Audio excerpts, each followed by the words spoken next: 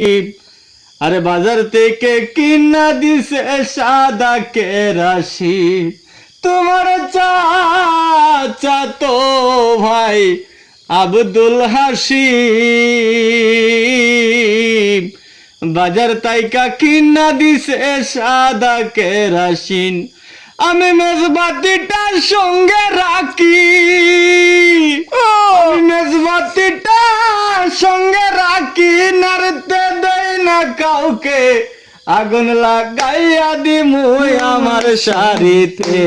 এবার নাই আসিলে বাড়িতে,